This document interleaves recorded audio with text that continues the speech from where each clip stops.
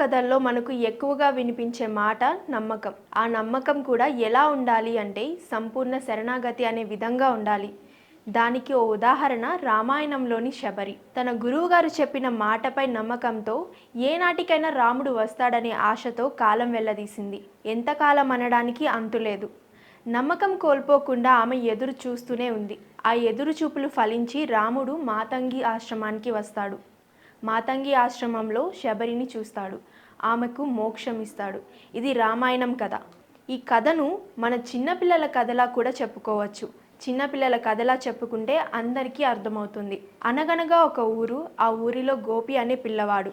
గోపికి తండ్రి లేకపోవడం, కడు పేదరికంలో ఉండడంతో తల్లి ఏదోలా పెంచుతుంది. తన స్తోమతకు తగ్గట్టుగా చదివిస్తుంది. కానీ గ్రామంలో గోపి అంటే చాలామందికి చులకన భావం. గోపి తల్లి రోజు పెరుగన్నమే పెట్టి పంపించేది. ఏ రోజు కూడా తల్లిని పెరుగన్నమే ఎందుకు పెడుతున్నావని ప్రశ్నించలేదు. కానీ ఇంటికి వచ్చే దారిలో చింతతోపు నుంచి నడుచుకుంటూ రావాలి. భయంకరంగా ఉండే చింతతోపులో నుంచి వస్తుంటే భయం వేస్తుందమ్మా. పిల్లలంతా వాళ్ళ తల్లిదండ్రులతో కలిసి వెళ్తున్నారు. నువ్వు కూడా నా కోసం రావచ్చు కదా అంటాడు. దానికి తల్లి నవ్వుతూ, నీకు రోజు భోజనం పెట్టాలంటే నేను పని చేయాలి కదా నాన్న. నీకు గోపి అనే పేరు ఎందుకు పెట్టానో తెలుసా? నీకు భయం వేసినప్పుడు అన్న గోపాల అని పిలువు, తప్పకుండా ఆయన వస్తాడు అని తల్లి చెప్తుంది. తల్లి చెప్పిన తర్వాత రోజు నుంచి చింతతోపు దగ్గరకు రాగానే భయం వేసి అన్న గోపాల అని పిలుస్తాడు. ఈ పిలుపు నోటి నుంచి వచ్చింది కాదు, హృదయాంతరంలో నుంచి వచ్చింది. శరణాగతితో కూడిన పిలుపు అది. ఆ పిలుపు విన్న గోపాలుడు, గోపి నేనున్నాను, ఇంక నీకు భయం లేదు అని చెప్తాడు.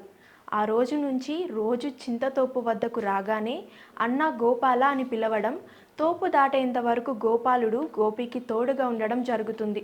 చింతతోపులో జరిగే విషయాన్ని తోటి వాళ్లతో ఎప్పుడూ గోపి చెప్పలేదు. చెబితే వెటకారంగా మాట్లాడతారనే భయం. ఎప్పటిలాగే అమ్మ పెట్టిన పెరుగన్నమే తింటూ గోపి చదువుకుంటూ ఉంటాడు. గోపి జీవితం పట్ల ఉపాధ్యాయులకు సానుభూతి ఉన్నా వాళ్ళు ఏమీ చేయలేని పరిస్థితి. ఓ రోజు గ్రామంలో ఉపాధ్యాయుని కూతురి వివాహం జరుగుతుంది.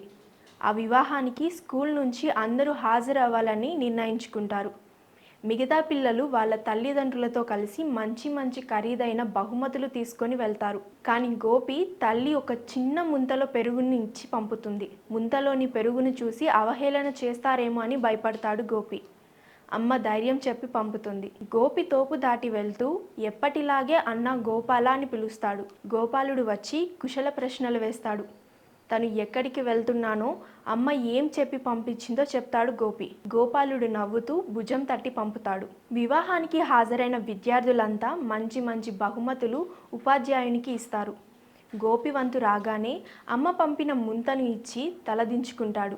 కానీ ఉపాధ్యాయుడు అర్థం చేసుకొని పెరుగు ముంతను గదిలో ఒక పక్కన పెడతాడు. వివాహం తరువాత భోజనానికి కూర్చున్న వారికి ముంతలోని పెరుగును వడ్డించి పక్కన పెడతాడు ఉపాధ్యాయుడు. అనూహ్యంగా ఆ పెరుగు తిన్న వ్యక్తి, ఆహా, ఈ పెరుగు ఎంత బాగుంది, ఇటువంటి పెరుగును గతంలో ఎప్పుడూ తినలేదని అంటాడు. విచిత్రంగా ఉపాధ్యాయుడు ముంతలో చూడగా నిండుగా పెరుగు ఉంటుంది. ఆశ్చర్యపోయి ఉపాధ్యాయుడు ఆ ముంతలోని పెరుగును అందరికీ వడ్డిస్తాడు. పెరుగు పోసే కొలది ముంతలో నుంచి వస్తూనే ఉంటుంది. విచిత్రమైన ఆ దృశ్యాన్ని చూసి అందరూ ఆశ్చర్యపోతారు. గోపిని పిలిచి అడగ్గా రోజు చింతతోపు వద్ద జరిగే విషయాన్ని చెప్తాడు. ఏది ఇప్పుడు పిలువు గోపాలుడిని, వస్తాడేమో చూద్దామని ఎగతాళి చేస్తున్నట్లు అడుగుతారు.